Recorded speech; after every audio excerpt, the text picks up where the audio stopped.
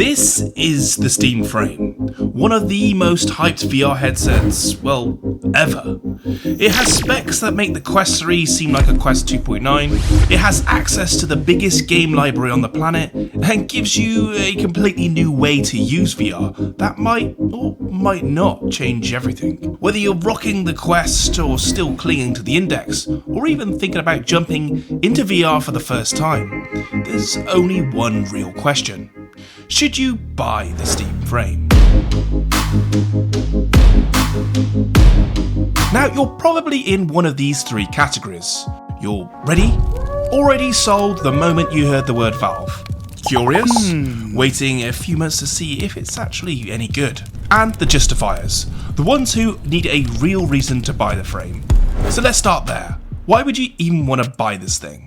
And to explain, it helps a little bit to know who I am and why that even matters. Well, I've been into VR for about 8 years, owning as many headsets as my bank account would allow, often to my own detriment.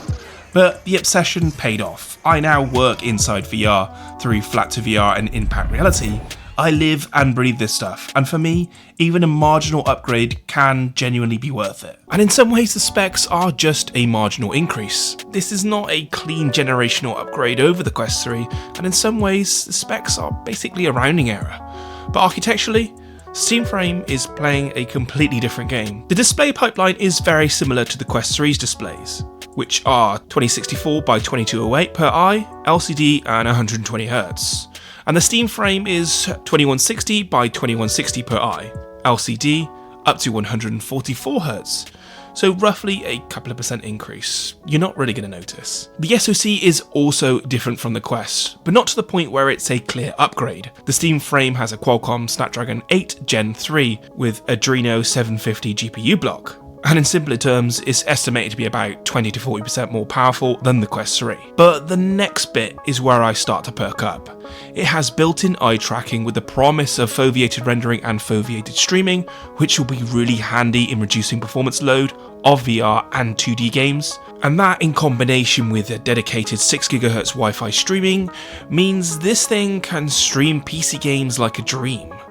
That is personally my main selling point. I don't have much room to flap my arms around, so detaching myself from the link cable will be really handy. Also, playing Arc Raiders wherever I want in the house will be pretty cool. The Steam Frame has something the Quest doesn't, and that's the ability to act as a PC. PCVR games will be possible to run on this device, but I really don't hold my breath on this running well. I'm sure Valve will allow it, but I can't imagine I'll be playing the PC build of Blade and Sorcery with these high quality vector textures. But that's enough about hardware specs. What is actually concrete? What is Valve saying? What are the devs saying about the dev kits? And what do Meta think? Well, first, let's talk about Valve. As you might know, there are delays. The dev kits are out, but because of the RAM price hikes, things have been delayed due to pricing uncertainties. Recently, Valve put out a statement and also answered some questions about the frame. In an FAQ, they answered these. Will the Steam Frame support other streaming services? SteamOS has a built-in browser, and we expect streaming services to work in theatrical browser mode. Will Steam Frame work with Lighthouse base stations? It's not something we're working on, but we built Steam Frame to be modular, extendable, and so the community and third parties can build out features and accessories that are important to them. Can Steam Frame be used whilst wearing glasses? A bunch of people on the team wear glasses and use Steam Frame without issue, but it really depends on the width of your frames. And while we don't have the details to share yet, we are looking at making prescription inserts available ahead of launch. I heard the Steam Frame has foveated streaming. Is that the same thing as foveated rendering? What games support it? With Steam Frame, we are introducing a new feature called foveated streaming. Whilst both use eye tracking, the technology is different. Foveated rendering uses eye tracking data, so the game only renders high resolution data in the portion of the viewport that the player is looking at. Foveated streaming, on the other hand, uses eye tracking data so that the PC only streams high resolution data in that portion of the viewport the player is looking at. Since foveated streaming is a system level feature, it applies to all games and requires no developer work. If the game implements foveated rendering, the benefits of the feature will stack with foveated streaming. All really relevant questions, and I'm betting on foveated streaming being a core feature. I know we've been down this road before, but it might even work well with streaming services, so no PC required at all, if foveated streaming lives up to its promises. Also, just to say about dev kits, they are out in the wild, and while I can't speak to specifics here without getting people in trouble, all I can say is it's very comfortable and very polished, which are two incredibly important things. As much as I love the Quest, polish is something I wish I had more of, especially on the software side. So we've covered all the specs and features, we know what this headset will do, but how will it work? What will the UI be like? How seamless will it be? The good news, we can actually test these things. SteamVR has updated their OS over the last few years, and with Steam Link over Meta, we can actually see what this headset will look like from the inside. A simple menu lets you select your games from a home environment that you can change, I might add. In this environment menu, you can actually customize a lot of things and download or upload new environments, but it has been relatively untouched for a good number of years. The dashboard, on the other hand, is kind of new. All of your games are in one place, and it sort of resembles the Steam Deck. You can launch your 2D games and VR games from in here, and to be honest, it's pretty seamless. It works well without too much friction. Now, this is how I imagine I'll use the Steam frame.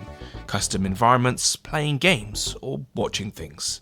I can have a screen as big as I want, and with that 144Hz refresh rate and foveated streaming, we might even be able to play fast-paced multiplayer games here, which really hasn't been possible with any type of streaming, and kinda has the edge with anything similar. So that brings us to the big question. Should you buy it? Well, it depends on what you have now and what you want it for. If it's simply standalone VR you want, to be honest, I'd buy the Quest.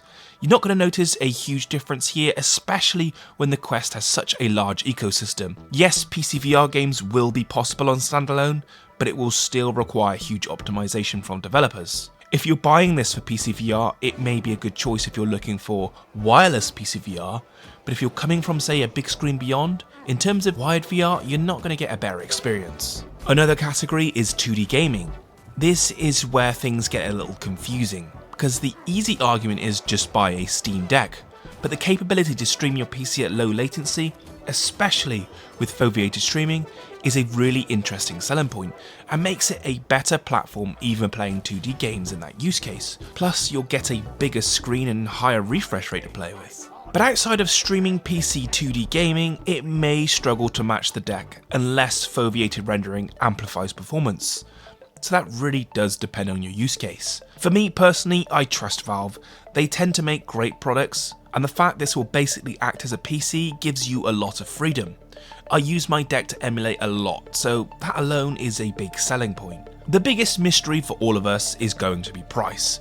This would have been announced by now, but the issues surrounding RAM shortages kind of put that on hold. In short, nobody knows the price, but I bet their targeted price was around $600 to $800, but with the issues, I'd guess that's now near the upper end. That's also what people need to keep in mind. If you've never used VR and want to try it, use the Quest. It's much cheaper, and the 3S is still a brilliant headset with a lot of capabilities. It's a known good product, and you'd be risking your money if you buy the frame, especially if you've never tried VR. But if you know exactly what you want out of a headset, you want a personal TV capable of 2D gaming, VR, low latency streaming, then this could be the headset for you. Plus, it does take you out of that Meta ecosystem and back into something more private. I hope you liked today's video, like and subscribe if you did, and as always, I'll catch you on the next one.